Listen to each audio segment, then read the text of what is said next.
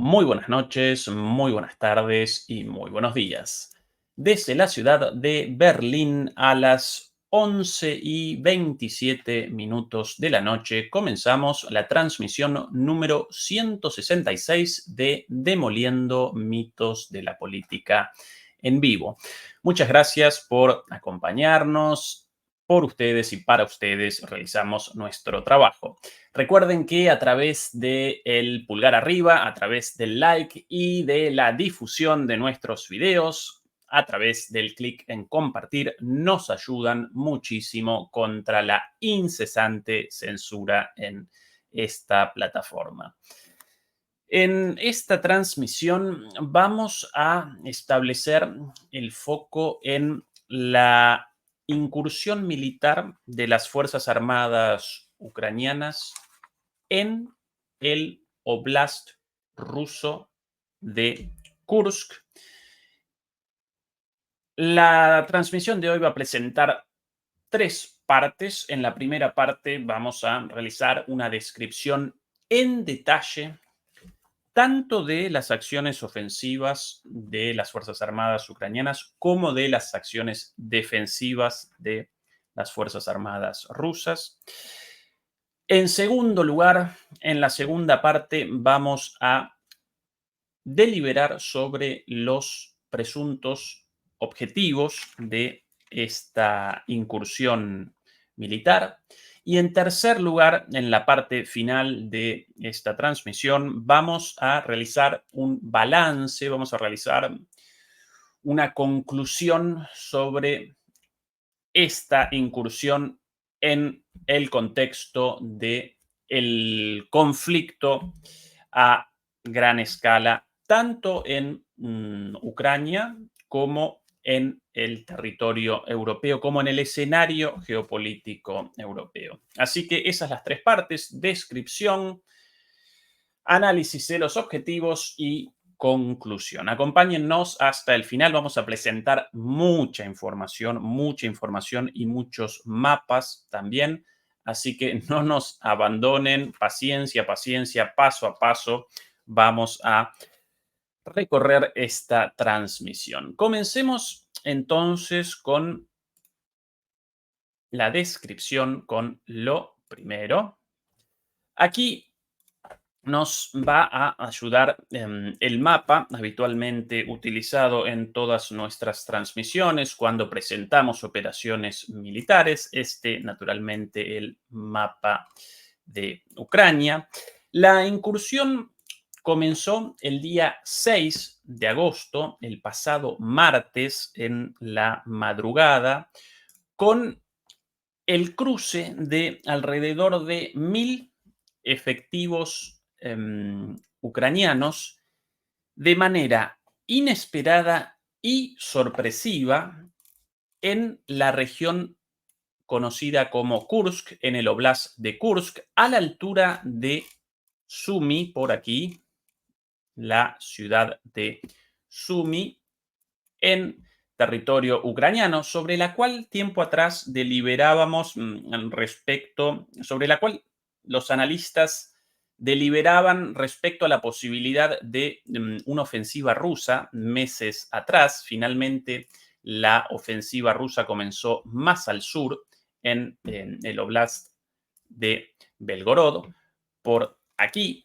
En efecto, entonces, el pasado martes por la madrugada, 1.000 efectivos ucranianos realizaron una incursión en la zona conocida del lado ruso como Kursk, en el Oblast de Kursk, la provincia de Kursk, en la región conocida del lado ucraniano como Sumy, al norte, o mejor dicho, al noroeste de la mucho más conocida región de Belgorod, mucho más conocida debido a la presencia de un importante regimiento en esta ciudad. Estos 1.000 efectivos a la vez eran acompañados desde el inicio por otros tantos miles, aunque todavía no pudieron determinar la cantidad exacta entre supuestamente 3.000 y 6.000 efectivos adicionales más ubicados en la zona fronteriza entre ambos países del lado ucraniano. Aquí la frontera, ¿sí? Esta la frontera. Bien, 1.000 soldados comienzan la incursión, mientras que entre 3.000 y 6.000 aparecen a la espera eh, de los resultados con el objetivo de la explotación de un avance inicial, una vez establecido, poder comenzar con avances a manera de refuerzos. Esos efectivos al día de hoy, obviamente, también en su gran mayoría ya realizaron el cruce, perdón, de la frontera, ya realizaron su ingreso al escenario al escenario bélico. La incursión en su conjunto, sin dudas, presentó cualitativa y cuantitativamente características mucho más elaboradas y en términos generales una magnitud, tanto en términos cuantitativos como cualitativos, mucho mayor que las incursiones llevadas a cabo en marzo de este año, seguramente las recordarán, incursiones llevadas a cabo por comandos de rusos neonazis. Recordarán estas milicias, una de ellas llamada Free Russia Legion, o la Legión por una Rusia libre, y la otra, si no recuerdo mal, Russian Volunteer Corps, algo así, ¿no? Como el cuerpo de voluntarios rusos, básicamente grupos de combatientes rusos neonazis, abiertamente neonazis, ellos lo presentan así, no estamos presentando aquí nada nuevo. En marzo realizaron una incursión, pero en 2 o 3 lugares muy específicos. Fueron inmediatamente rechazados por las fuerzas de seguridad rusas con muchísimas bajas. En 2023 también Ucrania había realizado una incursión, también inmediatamente repelida por Rusia. Por eso, esta incursión iniciada el pasado martes aparece más grande, como así también mucho más organizada que las incursiones anteriores. Presenta una magnitud cuantitativa y cualitativamente muy superior a las incursiones pasadas, y no solo por la cantidad de soldados, una vez más, 1.000 en la incursión inicial y varios miles a la espera de la explotación de ese avance. No solo por eso, no solo además por la utilización masiva de blindados, incluso de tanques, sino por sobre todas las cosas, porque esta incursión fue acompañada también, y aquí presento nuevamente el mapa, fue acompañada también, y muy efectivamente, por cierto, por un incesante apoyo de artillería, la utilización de drones, el apoyo de drones e incluso de guerra electrónica, algo hasta el momento en lo cual los ucranianos por lo general siempre aparecían en desventaja respecto a la muy buena guerra electrónica rusa, algo reconocido incluso por los analistas occidentales. Bueno, esta operación presentaba esos 3 apoyos: artillería, drones y guerra electrónica, como así también operaciones de minado remoto, ¿sí? Esta siembra de minas llevada a cabo a partir de el lanzamiento, estos sistemas relativamente modernos, el lanzamiento de minas a distancias, las cuales una vez en su lugar, ahí aparecen activadas, ¿sí? Lanzamiento en profundidad de minas, de esa manera generan el sembrado o la siembra de minas a distancia, lo cual, por cierto, determinó la muerte de un buen número de civiles, no porque presentasen en sí ese objetivo, sino porque el minado a distancia en una zona habitada por civiles, naturalmente genera, un impedimento para la llegada de tropas rusas en defensa de los territorios rusos, como así también genera un impedimento para la salida de los civiles. Las minas aparecen ahí tanto para los militares, el objetivo final, como para los civiles. Entonces, este minado remoto determinó la muerte de una buena cantidad de personas, de personas civiles, ¿sí? De civiles. La operación además presentó un apoyo muy importante de operaciones de inteligencia y sobre esto vamos a presentar algo en un ratito nada más, muy, pero muy importante y muy interesante. Esto en términos generales. En cuanto a la táctica utilizada, básicamente la operación desde el principio capitalizó la sorpresa, capitalizó el desconcierto en una operación muy propia de la doctrina militar de la OTAN, estas incursiones muy, pero muy rápidas en profundidad, de alguna manera replicando la contraofensiva ucraniana exitosa en Kharkov de finales del año 2022, el otoño en el hemisferio norte del año 2022. La recordarán, esta ofensiva muy rápida en Kharkov. Bueno, en este caso, básicamente realizaron una operación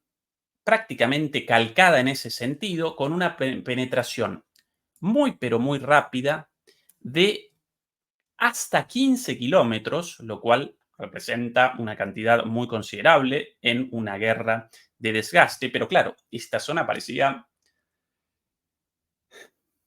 de alguna manera indefensa, quizás no indefensa, pero sí mucho menos defendida que las zonas habituales de combate, incluso las zonas en el flanco norte, ubicadas en Belgorod. Esas sí presentan defensas eh, estabilizadas, defensas consolidadas. Aquí, en esta zona, mucho menos. Y precisamente por esta sorpresa, por este carácter sorpresivo e inesperado, pudieron muy rápidamente realizar avances de alrededor de 15 kilómetros, circunvalando las concentraciones defensivas rusas, ¿sí? Esta es una forma, una característica de la doctrina militar de la OTAN, de estas operaciones rápidas, ¿sí? Un ingreso muy rápido naturalmente motorizado, en vehículos blindados, sin establecer contacto directo con, aquí esto marcado como hipotéticas concentraciones defensivas rusos, sin establecer una confrontación directa, circunvalando las posiciones defensivas rusas, ¿sí? Para generar la mayor profundidad posible. Este tipo de operaciones presenta la ventaja de la sorpresa, de la velocidad, de la profundidad, pero asimismo también presenta la desventaja de la falta de consolidación de estas posiciones. Los ucranianos pueden quizás realizar un avance hasta esta ciudad, pero todas las posiciones previas no aparecen consolidadas. Por eso la importancia de los apoyos, ¿sí? Para que una vez logrado este avance comience la desorientación, comience eh, el caos, comience la desorganización y en ese contexto de niebla de guerra, de falta de informaciones, de proliferación de otras informaciones, las informaciones relativas a avances hasta zonas en la retaguardia de las defensas, como esto, como ya aparecen tropas ucranianas por detrás nuestro, los soldados rusos en las posiciones defensivas. Así comienzan los retrocesos desorganizados, el caos, la desorganización y en ese momento sí las reservas comienzan la explotación de esto y generan la consolidación de los flancos de esta avanzada inicial. Esa es la estrategia utilizada y, por cierto, con bastante éxito. Efectivamente, una penetración de alrededor de 15 kilómetros. Podemos más o menos, si no recuerdo mal, esta es la herramienta para determinar más o menos, bueno, sí, acá exactamente, la distancia del punto más alejado, perdón, del punto más cercano en territorio ucraniano hasta el punto de combate más avanzado, alrededor de 15 kilómetros, efectivamente. En sus inicios, esta ofensiva presentaba la forma de una cuña, así, pero posteriormente los apoyos provenientes del territorio ucraniano pudieron efectivamente generar la consolidación, el ensanchamiento, realizar la solidificación de los flancos y de esa manera todo este territorio en este momento aparece controlado por Ucrania, ¿sí? En las zonas, en estas zonas, en las zonas eh, blancas o blanquecinas, en esas zonas, en este momento, aparecen los combates. Me acompañan hasta acá demoledores y demoledoras con la explicación, con los mapas, con el audio, todo bien. Ayúdenme por favor con la confirmación de eso para poder comenzar con el próximo punto mientras realizo una pausa para un trago de agua.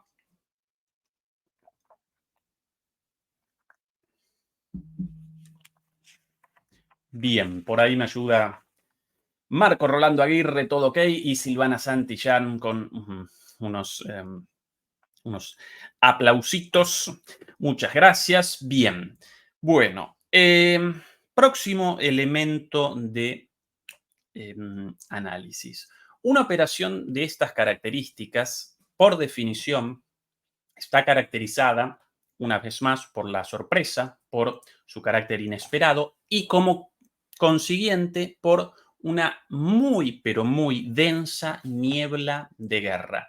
Desde el primer día, el día 6, el martes por la madrugada, nadie verdaderamente, ni los analistas prorrusos ni los analistas proucranianos podían determinar efectivamente la situación real en el campo de, de batalla. Este está uno de los objetivos de este tipo de operaciones y por eso presenciábamos en algunos videos difundidos por ahí situaciones bastante llamativas, por lo menos bastante llamativas, eh, considerando las imágenes habituales de esta guerra, una guerra de desgaste, en la cual por lo general, ahora sí, una guerra de desgaste en la cual por lo general las imágenes, recordarán todos los videos presentados aquí, analizados aquí, por lo general las imágenes presentan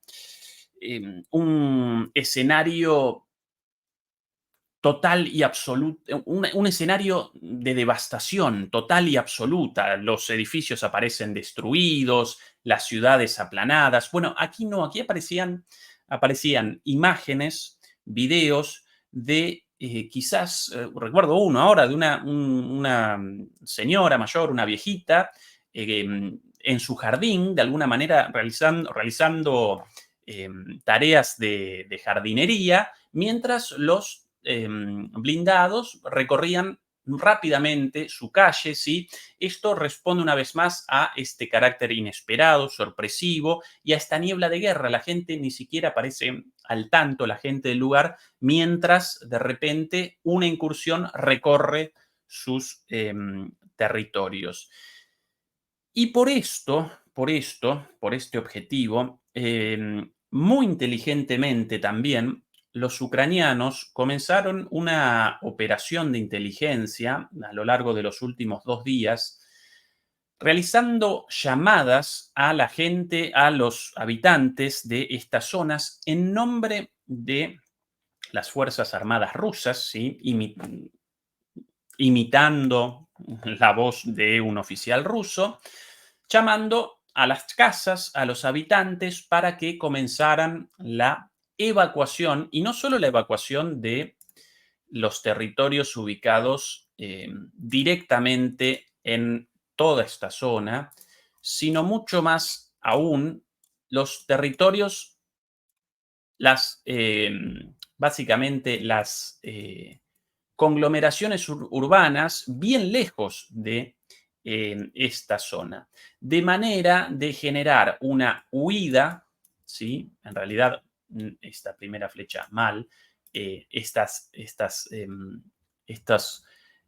salidas masivas de civiles de la zona no aparecen en el aire, sino que recorren las autopistas, las rutas, las carreteras existentes, lo cual naturalmente genera una dificultad adicional para la llegada de los refuerzos rusos, por sobre todas las cosas, desde la capital, aquí la capital del Oblast de Kursk, la ciudad de Kursk, con un regimiento bastante importante. Y claro, ante la evacuación, aquí podemos presentar, por ejemplo, algunas de las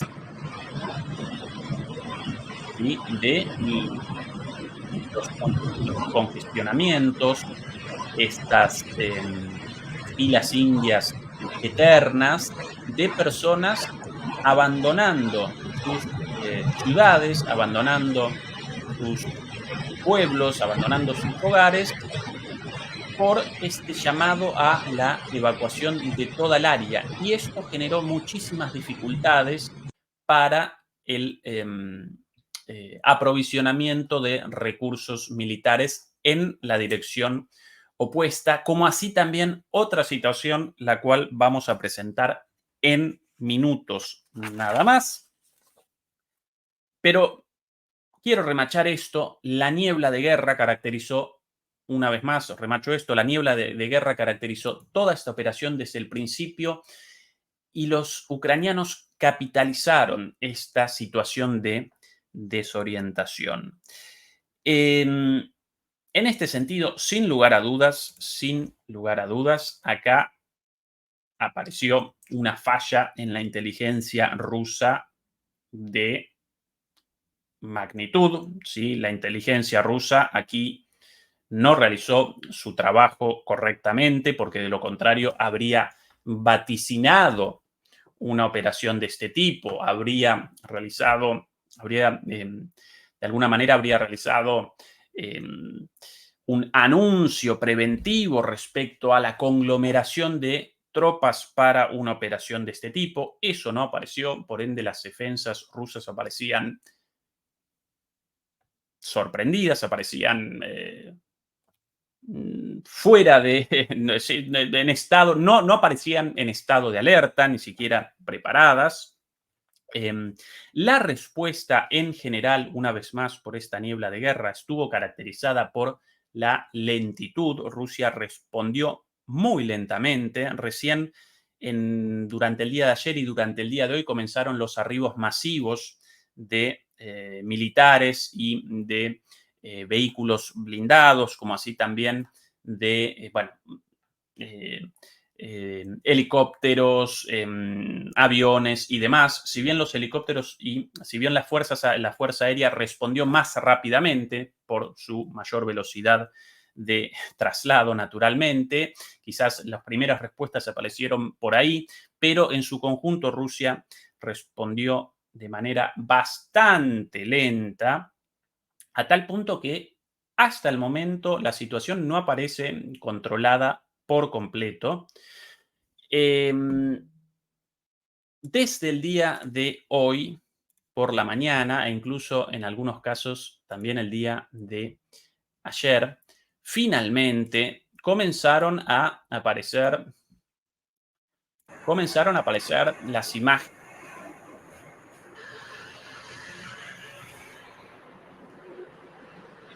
El envío de refuerzos hacia esa región. Aquí algunas de las imágenes, ¿sí? Con el transporte de obuses, de tanques, Nos podemos presentar con tiempo, por aquí, aquí con personal, esto sin música. Aquí imágenes del traslado del personal.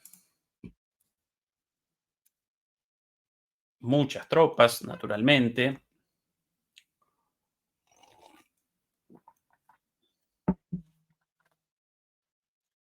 Un poquitito, más, no. Bueno, antes uno podía acelerar la velocidad de los videos. Bueno, una gran cantidad de tropas, incluso, bueno, Прямо los propios сейчас medios из Курска на наши rusos. Ahí позиции идет detrás, de очередная fondo, el партия reporte de los военной medios rusos техники. de Сейчас вижу и самоходные el envío артиллерийские de установки, и refuerzos.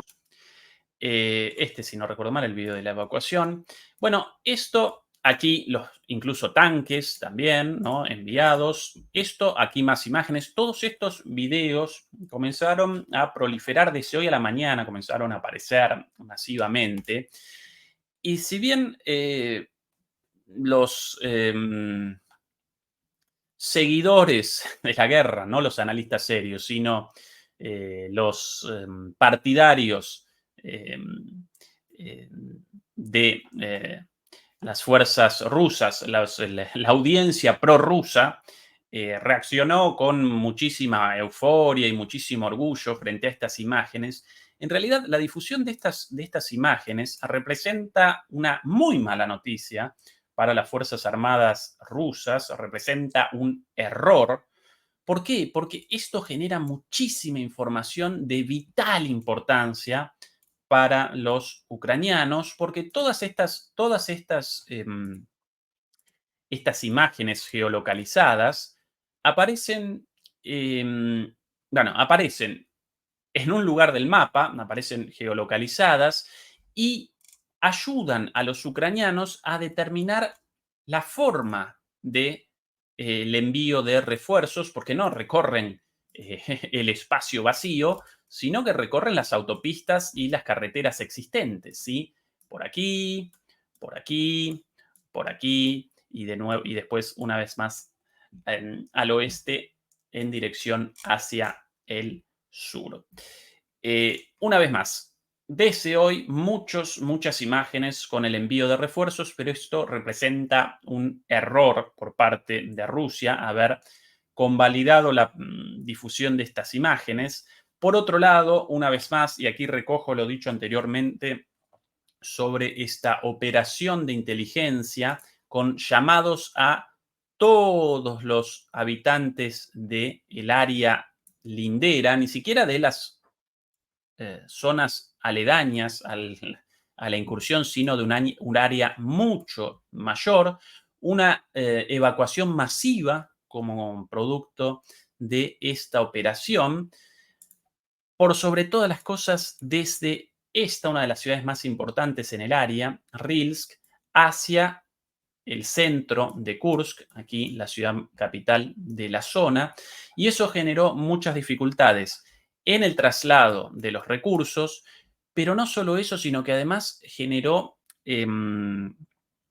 convoys, generó aglutinaciones, conglomeraciones de tropas rusas congestionadas, caravanas de recursos, y en ese contexto logrado o generado intencionalmente por Ucrania, los ucranianos pudieron perpetrar un ataque verdaderamente devastador en esta zona. No vamos a presentar el video entero por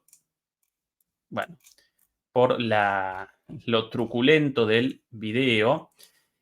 Solo algunas muy pequeñitas imágenes. Esto en esta zona. Bueno, en esta zona por ahí aparecía un video desde un dron por este congestionamiento, ¿sí? En la madrugada de la noche pasada. ¿Esta es la imagen de aquí? No recuerdo si... No, no. Bueno, por el congestionamiento de las carreteras como producto de la evacuación y la llegada de los refuerzos militares, en esta zona de aquí aparecía una caravana rusa con muchos soldados, reconocida por la inteligencia ucraniana, barra británica, barra estadounidense, barra europea, y en el medio de la noche, bueno, los ucranianos con misiles M31 comenzaron un ataque contra esta caravana de soldados detenida y generaron, bueno, estas imágenes no las vamos a presentar, bueno, hay un camión completamente volcado, estas imágenes de un transeúnte, bueno, este auto va a recorrer los próximos 500 metros y a los costados van a aparecer por lo menos 10 de estos camiones, ¿sí? O parecidos, con una gran cantidad de soldados muertos como producto de un ataque con misiles M31 estadounidenses contra esta caravana congestionada por el tránsito en la madrugada en esta zona. Entre 50 y 100 soldados muertos solo por esta operación. Una vez más, todo esto en el marco de la niebla de guerra y de una operación de inteligencia con ese objetivo, el objetivo de generar desconcierto, caos y capitalizar esa situación de envío de recursos, ayudados también por, una vez más, estos videos, estos anuncios de muchachos, vamos a despachar o estamos despachando nuestros refuerzos por aquí y por allá en tantas cantidades, ¿sí? Una vez más, un ejemplo de la organización de esta operación, y lo remacho nuevamente, mucho mejor organizada, tanto en lo cuantitativo como en lo cualitativo, que las incursiones propagandísticas llevadas a cabo por Ucrania a inicios de este año, en marzo de 2023, si no recuerdo mal, la última, en realidad supuestamente llevadas a cabo estas incursiones por rusos, opositores al régimen, en realidad milicias de rusos neonazis equipados por Occidente con la inteligencia y con la formación de Occidente, así que no solamente rusos participaban ahí. A pesar, más allá de estas dificultades y de lo que estamos presentando sobre la muy, muy planificada organización de esta incursión y la falla en la inteligencia rusa y lo lento de la respuesta rusa durante los primeros días, bueno, finalmente los rusos, después de 2 o 3 días, pudieron generar por aquí un frente. En primer lugar, voy a acomodar el mapa un poco más cerca para que aparezcan. Ahora sí. Por ahí. Bueno, ahí ya desaparece la carretera. Quisiera que aparezca la carretera y a la vez la ciudad de Kursk. Bueno, no aparece. Mala suerte. En primer lugar, por esta zona de aquí, los rusos pudieron establecer un parate,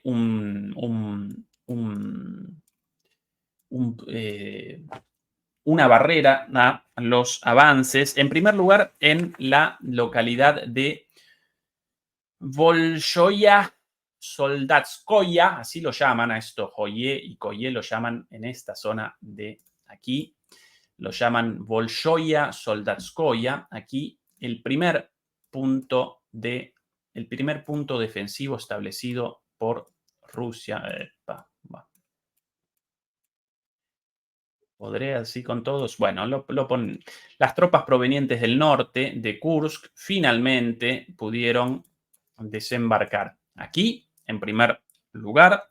En segundo lugar, las tropas rusas provenientes también de Kursk, pero a lo largo de esta carretera por aquí, pudieron descender a esta localidad de Kromsky-Viki, aquí, y en tercer lugar, provenientes de la zona antes reseñada, donde esa operación con entre 50 y 100 soldados ucranianos muertos, en Koronevo, aquí, establecieron otro punto defensivo. Con lo cual, de esta manera, generaron alrededor de la incursión un dique de contención. Lo voy a presentar, sí, un poquito más, desde más lejos. Aquí, sí, por aquí Kursk. Así, así, perdón, así, y así por esta carretera, ahora lamentablemente no mostrada en el mapa, generaron un dique de contención con un espacio, ¿sí? Con un colchón de alguna manera, para no convalidar avanzadas en profundidad, una vez más, de este tipo de avanzadas en las cuales primero realizan la avanzada en profundidad evitando los centros defensivos y después comienza el soporte detrás, el apoyo de las reservas en el marco del desconcierto y del repliegue. Por eso establecieron en estas ciudades un dique de contención a una distancia considerable, alrededor de otros más o menos 10 kilómetros desde en esta zona, más o menos otros 10 kilómetros, de manera de no generar la posibilidad de avanzadas profundas, y desde aquí sí realizan los envíos de refuerzos desde aquí, tanto de efectivos como de blindados hacia las zonas, hacia la línea de contacto, aquí, aquí y aquí, ¿sí? En este sentido, finalmente, después de la ofensiva de 2022, la ofensiva de finales de 2022, la contraofensiva ucraniana, bueno, finalmente aprendida la lección por los rusos en el marco de estas operaciones de avances en profundidad sorpresivos, establecer las líneas defensivas en la retaguardia y no de manera inmediatamente eh, al costado o inmediatamente detrás de la línea de contacto, por la posibilidad de una rotura de este tipo y nuevamente el repliegue, el desconcierto, el caos y el retroceso en toda el área. Entonces, las líneas defensivas finalmente puestas en estas ciudades. Por el momento, los avances aparecen contenidos, por el momento los avances aparecen controlados, pero la situación en su conjunto todavía no aparece por completo bajo control para Rusia de ninguna manera. Hasta acá, demoledores, la descripción. A partir de ahora podemos comenzar con la segunda parte del análisis, en la cual vamos a deliberar sobre las razones de una operación de este tipo, ¿sí? ¿A qué responde una operación de este tipo? Sorpresiva e inesperada en gran medida porque aparece por fuera del contexto de el conflicto hasta el momento, por fuera del contexto de las operaciones militares a lo largo del frente. Recuerden que el frente básicamente presenta un frente en el sur, estancado desde hace mucho tiempo, ambas partes más o menos conformes con esta situación. Cualquier avance por encima del río Dnieper, ubicado aquí, connota la pérdida de una enorme cantidad de recursos. Esto aparece estabilizado. En esta zona de Zaporizhia, más o menos la situación estabilizada también. Por el contrario, en Donetsk, avances permanentes, cotidianos y sistemáticos rusos, incluso en el día de hoy y en el día de ayer, ¿sí? Con la toma de nuevas localidades. Aquí la ruptura, y este lugar más caliente de la guerra, este frente norte más o menos estabilizado y después un frente adicional en Belgorod, concebido por los rusos como una parte de la estrategia de desgaste, generar un frente adicional para la diversión de recursos ucranianos hacia esa zona y que entonces aceleren los avances en el Donbass, algo, por cierto, conseguido hasta el momento por Rusia. Por eso, esta operación, esta incursión en territorio ruso de Ucrania generó sorpresa, ¿sí? Representó algo completamente inesperado porque aparece por fuera del contexto de las operaciones hasta ahora, parece intrascendente de alguna manera en el marco del desarrollo general del conflicto.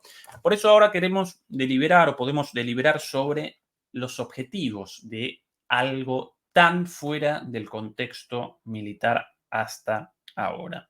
¿Cuáles las hipótesis? ¿Cuáles las hipótesis no necesariamente excluyentes? Muchas de ellas complementarias. La primera hipótesis relativa a este avance en el marco de las incursiones vividas en marzo de este año y en 2003.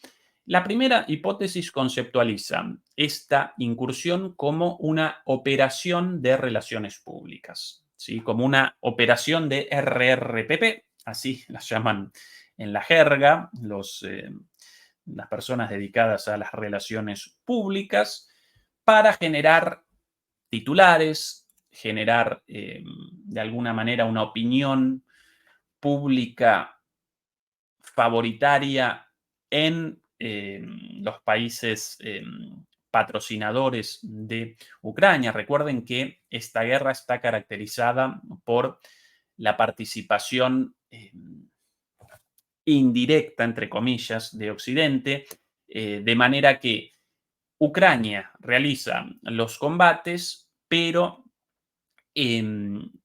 los recursos militares ucranianos no representan recursos generados por la propia Ucrania, sino que descienden de Occidente. Entonces, en ese marco, para maximizar el apoyo occidental, o por lo menos para que no desaparezca para que no retroceda el apoyo occidental, las operaciones de prensa parecen a la orden del día, ¿sí? Si no realizan avances, al menos visuales, al menos propagandísticos, Occidente abandona el apoyo a Ucrania. Por eso presenciamos en esta guerra operaciones de prensa de todo tipo.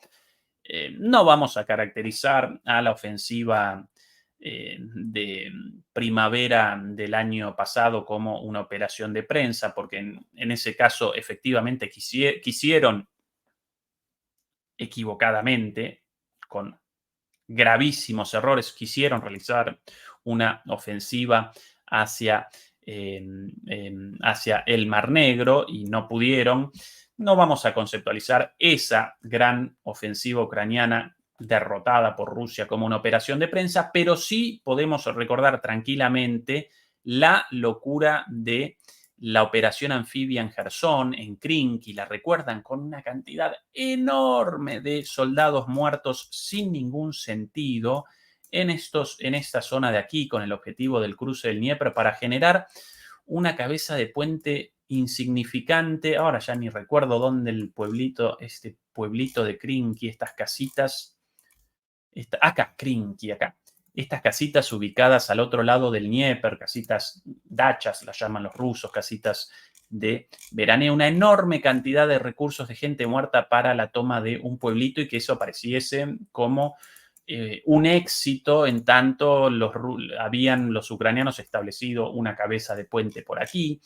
Bueno, la defensa, sin dudas, a toda costa, sin ningún sentido, de Robotine, la localidad, el pueblito más importante tomado en la fallida ofensiva ucraniana, en lugar de retroceder después ante el avance ruso, bueno, presentaron una resistencia ciclopia, los ucranianos sin ningún sentido, más allá de la operación de prensa relativa aparecemos sosteniendo Krinky, ¿no? En control de Krinky todavía, los rusos no pueden reconquistarlo. Lo mismo con Bakhmut. Por no recordar una vez más, las ya mencionadas incursiones ucranianas en territorio ruso en marzo de este año y el año pasado. En definitiva, esta guerra está caracterizada por las operaciones de prensa, por las operaciones militares propagandísticas con el único objetivo de las relaciones públicas, de generar o de alguna manera de regenerar el apoyo occidental. Así que esa es la primera hipótesis, la de una operación ligada a las relaciones públicas, ¿sí? Algunos presentan esto desde una segunda hipótesis, la posibilidad de que esta operación, esta incursión en territorio ruso, sorpresiva e inesperada en el Oblast de Kursk, respondiese a la búsqueda de una posición de fuerza para una eventual negociación respecto a la finalización del conflicto. Recuerden que aquí en el canal lo presentamos en más de una oportunidad a lo largo de los últimos días. Desde hace más o menos 2 semanas, quizás 3 semanas, a partir de una entrevista concedida a la BBC por Zelensky, desde esa entrevista comenzó a reacomodar su discurso presentando la posibilidad de una negociación para la finalización del conflicto debido a la situación insostenible en el frente de batalla, como así también debido a la muy probable victoria de Donald Trump en las elecciones en Estados Unidos y por ende el fin del apoyo de aquí a fin de año, del apoyo estadounidense, ¿no? A partir de esto, 2 semanas atrás, en una entrevista concedida por Zelensky a la BBC, comenzó a presentar el tema de la posibilidad de una negociación. Después, en una entrevista con medios franceses, lo particularizó esto, lo presentó con mayor detalle. Incluso recuerdo que realizó una referencia a la posibilidad de un referendo, ¿sí? Presentó la posibilidad de un referendo, una negociación, no la puedo determinar yo, una negociación con la entrega de territorios, eso es lo más importante, ¿no? Supuestamente Ucrania desde el principio no rechazaba las negociaciones, pero como condición para las negociaciones establecía condiciones de máxima, básicamente el retiro de todas las tropas rusas de todos los territorios conquistados, incluso de Crimea, una locura. Rusia no va a abandonar de ninguna manera todos estos territorios, pero ellos lo establecían como condición. Bueno, desde hace 2 semanas comenzaron con, bueno, aún si no abandonan estos territorios, podríamos comenzar una negociación. En esta entrevista con medios franceses, mucho más aún, presentó Zelensky la posibilidad de un referendo que lo determine el pueblo ucraniano, ¿sí?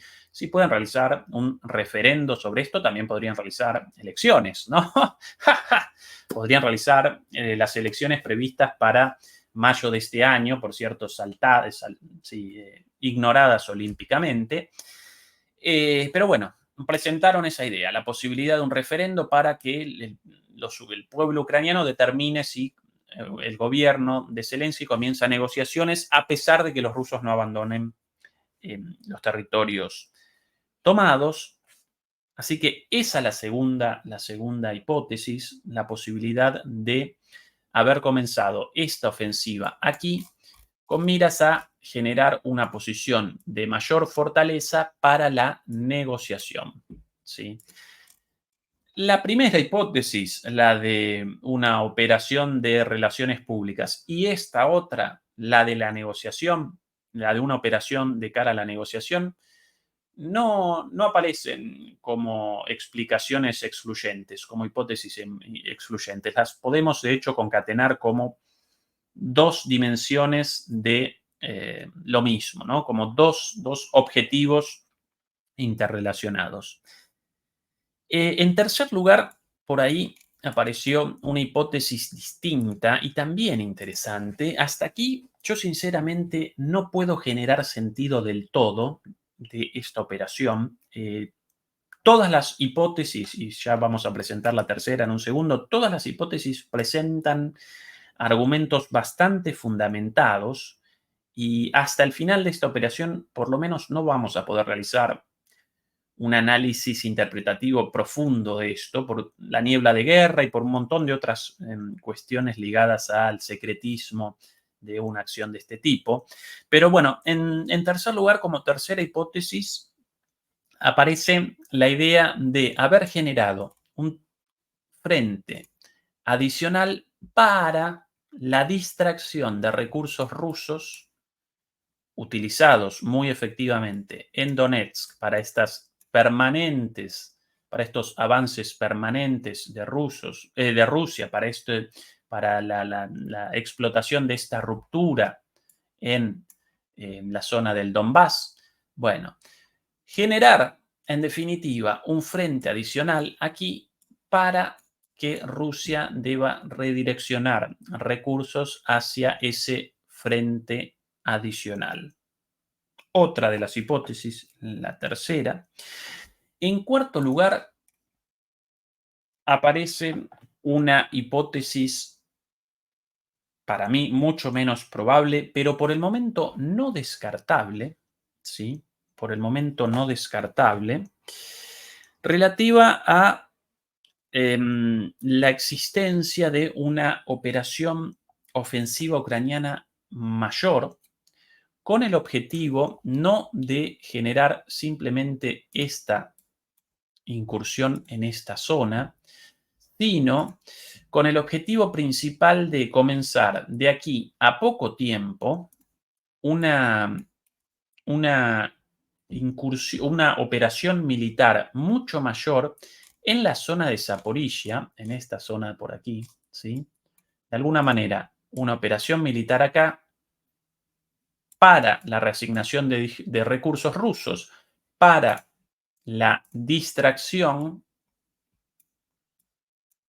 y poco después comenzar una operación militar aquí en Zaporizhia con el objetivo principal de la toma de, aquí en Zaporizhia en dirección hacia esto, hacia la planta nuclear de Zaporizhia, esta de aquí, ubicada, esta la planta nuclear de Zaporizhia, ubicada un poquito afuera de la ciudad de Zaporizhia.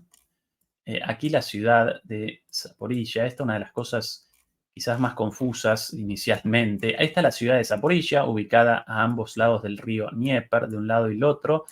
La planta nuclear de Zaporizhia aparece mucho más al sur, aparece fuera de Zaporizhia, en las afueras o ya directamente en otra localidad conocida como Ernejodar, aquí, pero aún así, bueno, la planta presenta ese nombre, quizás por su pertenencia al oblast de Zaporizhia, aunque ni siquiera eso, porque aquí el borde del oblast de Zaporizhia, quizás la frontera de Zaporizhia en las zonas tomadas por Rusia presente esta forma, pero bueno, esta quizás el nombre de la zona. La planta aquí, en definitiva.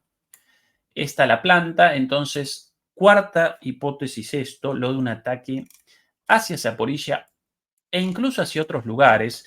Y por acá podemos presentar algunas imágenes apoyando esta cuarta hipótesis de operaciones en otros lugares, ¿sí? De esta incursión en el norte para generar distracción, reasignación de recursos y, de alguna manera, la posibilidad de operaciones en otros lugares. Operaciones, algunas de ellas tan o más alocadas, mucho más alocadas que la de Kursk, porque la de Kursk fue realizada de manera muy planificada, fue realizada muy profesionalmente. Por eso, ayer también comenzó Ucrania con varias operaciones para la toma de mala mía, aquí mal hecho esto, para la toma desde aquí, desde Krasnolivka, operaciones anfibias para la toma de esta pequeña zona de aquí y esta pequeña zona de aquí. Obviamente, a través del agua, ¿sí? Aquí, de hecho, alguna imagen de una de las operaciones. Bueno, ahí no queremos, bueno. Ahí no lo vamos a presentar eso. Esas las imágenes de un dron ruso de los barcos, de las lanchas anfibias, las lanchas rápidas ucranianas, alcanzadas por los drones o por la artillería rusa incluso, y completamente destruida con el saldo de varios efectivos, varios soldados muertos en esta zona de aquí. Una vez más, intentos de cruce de una operación anfibia para la toma de esto e intentos de ataque también a esta zona provenientes de Krasnosilka. Posibles operaciones complementarias de la operación en el norte, en este caso fallidas. Varios ataques adicionales también, todos ellos repelidos por Rusia, como aquí, de drones marítimos, de drones navales, con el objetivo, ahí la destrucción de estos drones, con el objetivo de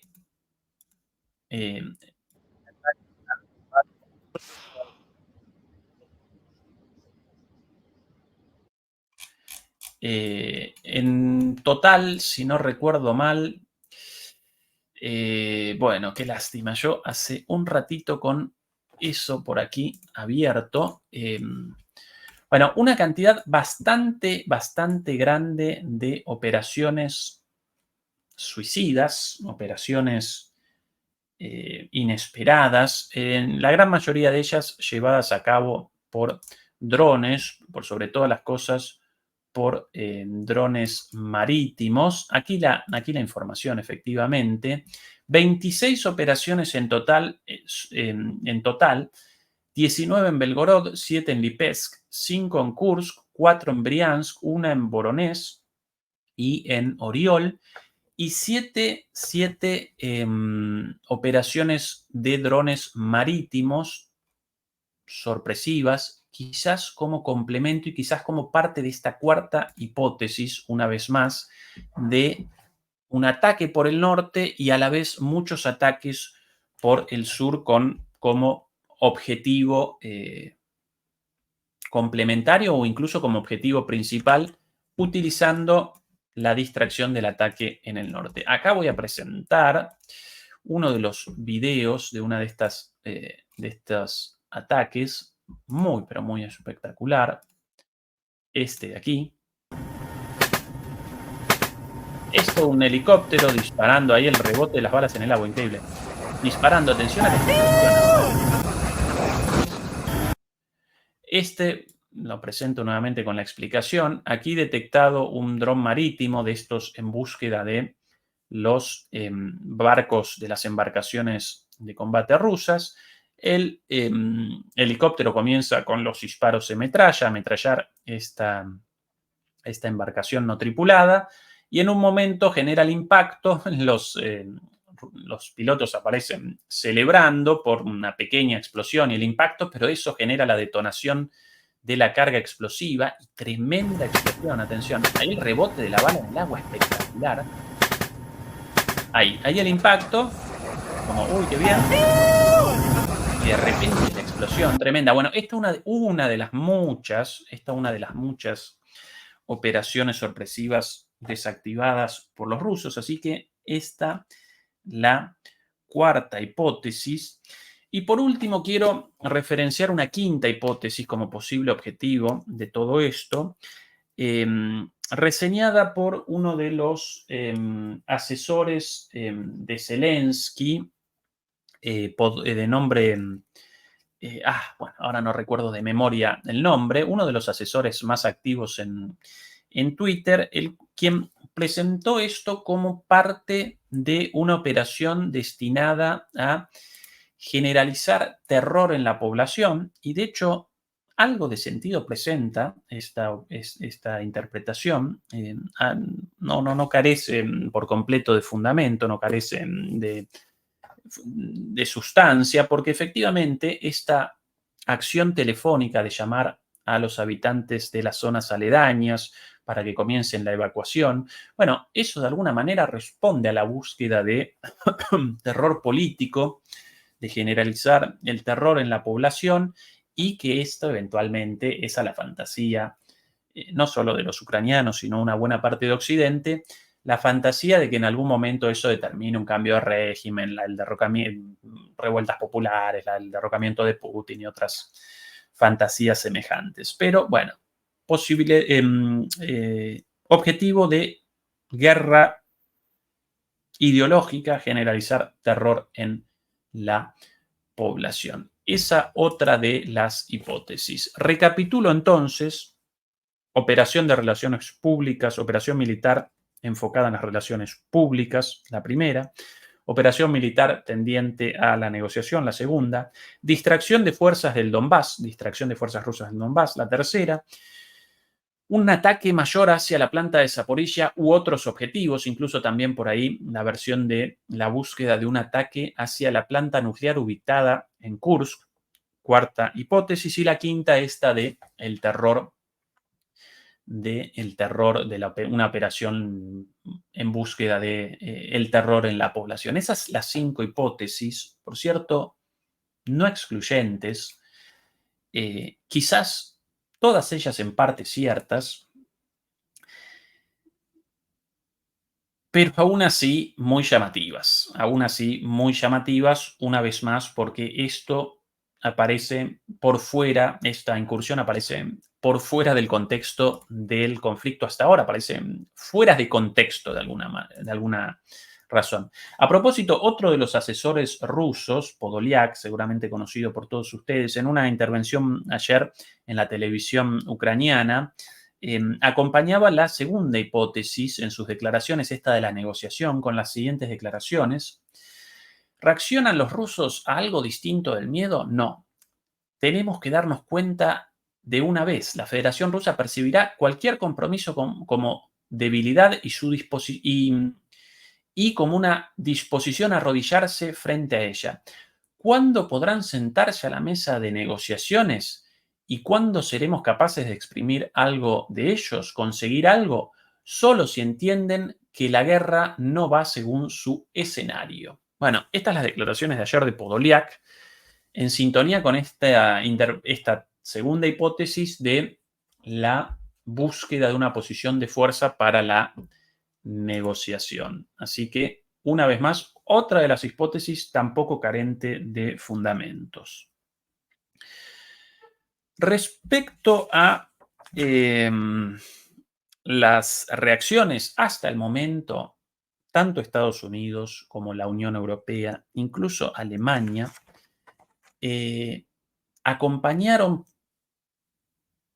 casi que vociferaron con alegría su apoyo a esta incursión, la cual, sin lugar a dudas, representa el traspaso de una nueva línea roja. Recordarán la posición de Estados Unidos, por lo menos de la posición oficial de Estados Unidos respecto a esto.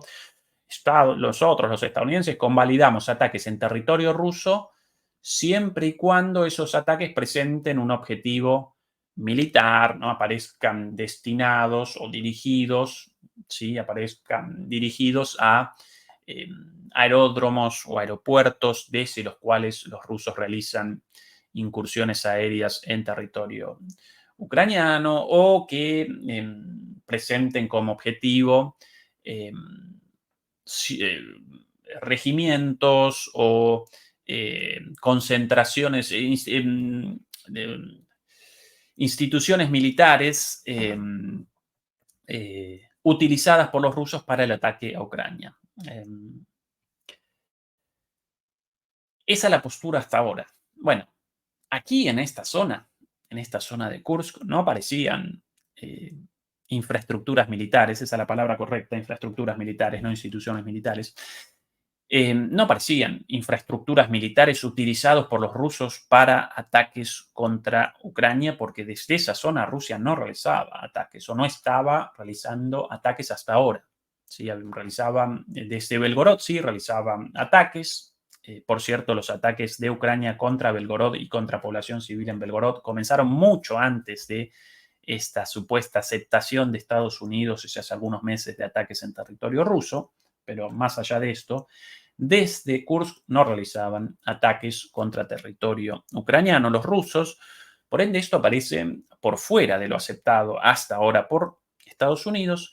Más allá de esto, vociferaron felizmente que convalidaban estas operaciones varios voceros de la Casa Blanca, lo mismo los voceros de la Unión Europea y finalmente también algunos voceros del Parlamento alemán respondieron ante las preguntas de los periodistas. Las armas entregadas a los ucranianos aparecen en poder de ellos. Si ellos comienzan ataques dentro del territorio de ruso, cosa de ellos. Y ante la repregunta de, pero bueno, esto va a generar la posibilidad de tanques alemanes rodando sobre Rusia, recorriendo territorio ruso. Ah, no, ningún problema con eso. Bueno, que un político alemán responda que para él o para ella la presencia de tanques alemanes recorriendo el territorio ruso en una zona por fuera de la zona de hostilidades, que para él o para ella eso carezca de importancia, que no represente algo significativo, bueno, eso responde a un desconocimiento muy profundo de la historia y responde a un cinismo verdaderamente deleznable, porque, bueno, todos recordamos el trágico rol de los tanques alemanes en Rusia durante la Segunda Guerra Mundial, y abandono el tema ahí porque no quiero remachar y repiquetear más sobre esto, porque, bueno, me acomete la indignación inmediatamente. Esa es la reacción de Occidente, un apoyo total. Por el contrario, China respondió de manera bien distinta. Aquí el artículo publicado por Global Times, básicamente la publicación oficial de China para el mundo. El ataque en Kursk empeora el conflicto y frustra las esperanzas de conversaciones de paz. El apoyo de Estados Unidos a Ucrania es hipócrita y prolonga la guerra, dice un experto. ¿Sí? Bueno, todo cierto. Genera una escalada en el conflicto y más que acelerar las negociaciones o maximizar o generar el escenario para las negociaciones eventuales de paz, por el contrario, determina exactamente lo contrario, genera un escenario mucho más lejano a las negociaciones. Esa es la reacción de China al respecto. Y finalmente,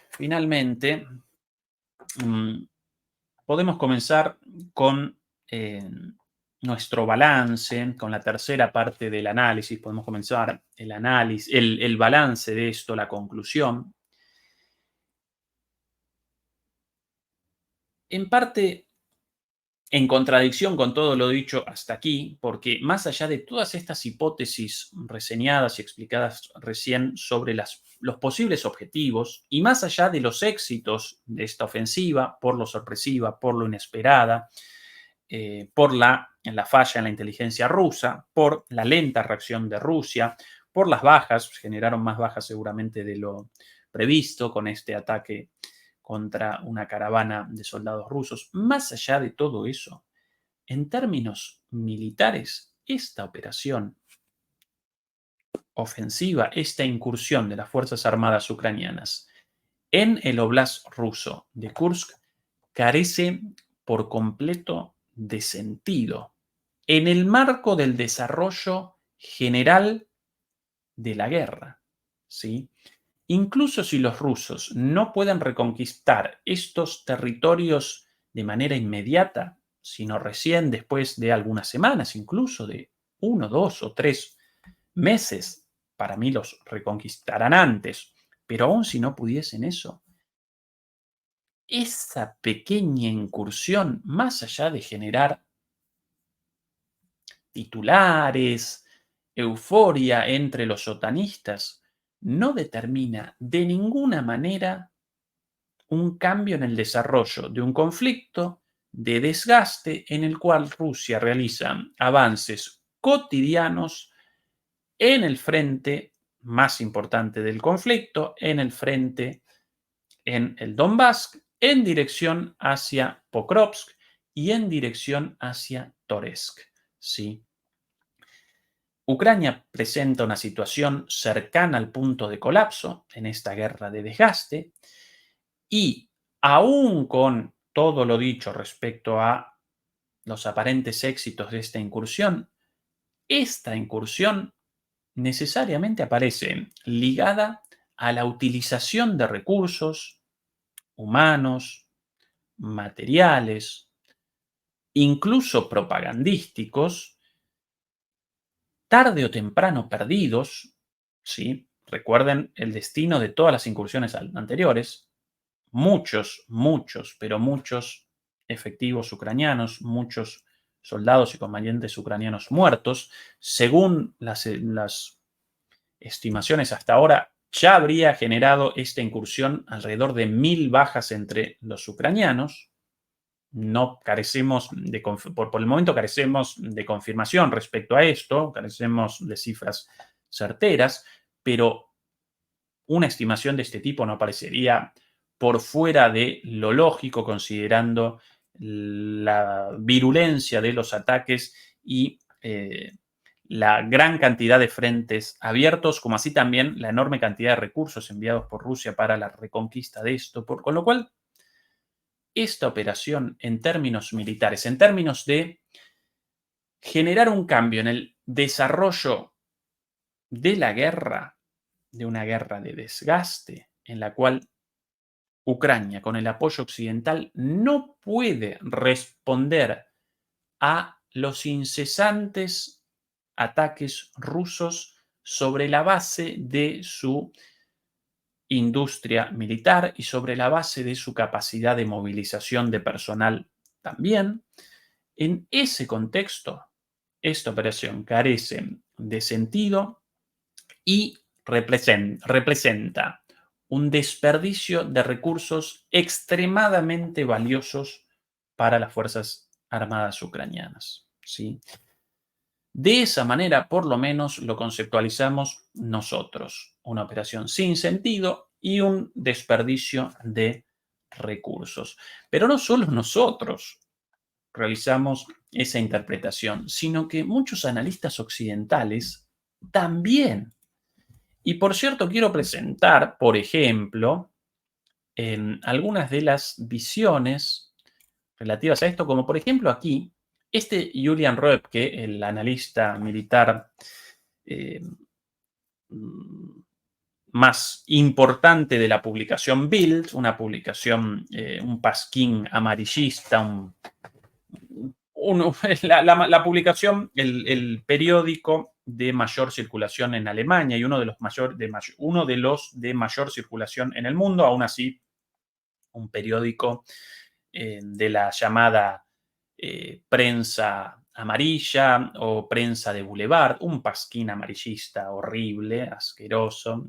Bueno, en el caso de la guerra en Ucrania, con una posición abiertamente rusófoba, ultraatlantista, bueno, es más antirruso que eso difícil. El analista estrella de esa publicación de Bild, Julian Roepke, naturalmente este matutino también presenta una señal televisiva y una señal y un canal de YouTube. En ese canal aparece permanentemente este analista, Julian Roepke, y él mismo respecto a esta operación, realizaba el siguiente análisis a través de una suerte de diálogo entre un supuesto, no, a través de una suerte, un diálogo en tono de ironía o como a modo de ironía, un diálogo entre un miembro del NAFO, de este grupo de propagandistas de la OTAN, ¿sí? desde sus casas, destinados a la guerra en Twitter, en X, en Instagram, en TikTok, pero bien lejos de la trinchera, y un soldado ucraniano en el frente. Entonces, comienza este diálogo entre el militante del NAFO y un soldado ucraniano en las trincheras. Aquí está la forma, ¿sí? Como una forma de diálogo. En la traducción en español aparece todo junto. Pero bueno, comienza este militante cibernético con lo siguiente. Qué bueno, Kursk está ardiendo. Y responden los soldados ucranianos. No tiene ningún sentido. Necesitamos estabilizar nuestro frente en el Donbass. Lo dicho aquí. El militante cibernético responde, no, es muy gracioso. ¿Qué aguafiestas eres? Y los soldados ucranianos responden, sí, claro, solo hacemos todo esto para que tú te entretengas. Entonces el militante responde, va, son solo pueblos de Donetsk, los perdidos en la ofensiva rusa, no son solo pueblos de Donetsk.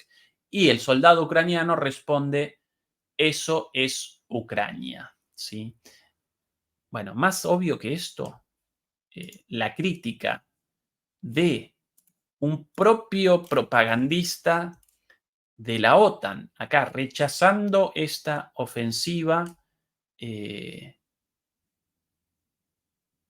sin sentido, en lugar de generar la estabilización del frente en el Donbass, como supuestamente querrían o como supuestamente solicitaría un soldado ucraniano. Bueno, no, en lugar de eso, los militantes de la NAFO solicitan más intervenciones propagandísticas porque esto genera mucha diversión para ellos, mientras los soldados ucranianos responden no. No, acá no estamos participando en esta guerra por tu diversión, sino que queremos inmediatamente la estabilización del frente en el Donbass, donde retrocedemos todo el tiempo.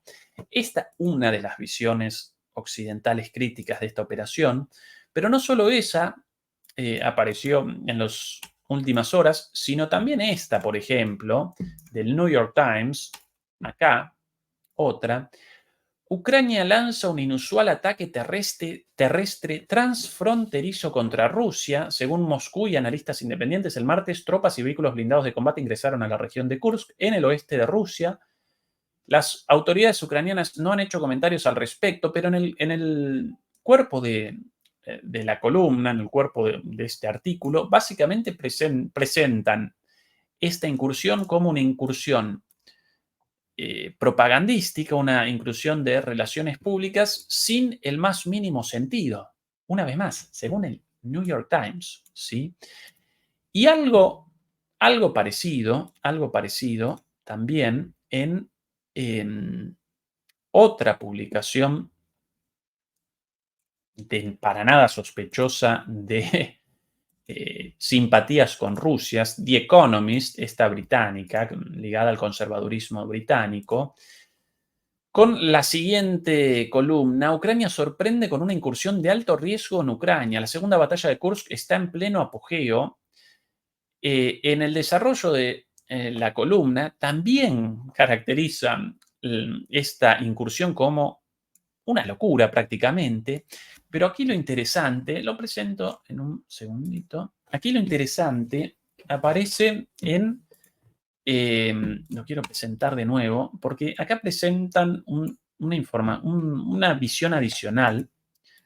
Esta, una vez más, la columna de The Economist. Ucrania sorprende con una incursión de alto riesgo, porque según The Economist, el destino de Oleksandr Syrskyi, el comandante en jefe de las Fuerzas Armadas ucranianas, el máximo general de las Fuerzas Armadas ucranianas, bueno, la continuidad de Syrskyi responde al éxito de esta misión. Atención a esto. En esta ocasión, la operación está más estrechamente asociada con el muy criticado nuevo comandante en jefe de Ucrania, Oleksandr Syrskyi, y por primera vez se han sumado unidades del ejército regular a estas incursiones, junto a las milicias neonazis, de rusos neonazis. Con tanto en juego, atención a esto, con tanto en juego, la carrera del general Syrskyi bien podría depender de ello. Los informes de los hospitales ucranianos en primera línea sugieren que las cifras de víctimas ya están aumentando. La gente todavía puede preguntarse si fue prudente dedicar tantas tropas a la incursión mientras las líneas de frente críticas son escasas. La respuesta dependerá del éxito de la operación. Esto no el análisis de demoliendo mitos de la política, sino el análisis de The Economist, de los analistas conservadores británicos. ¿Sí? Así que más que sustentada nuestra conclusión relativa a la falta de sentido de esta operación y al desperdicio de recursos respecto a los escasos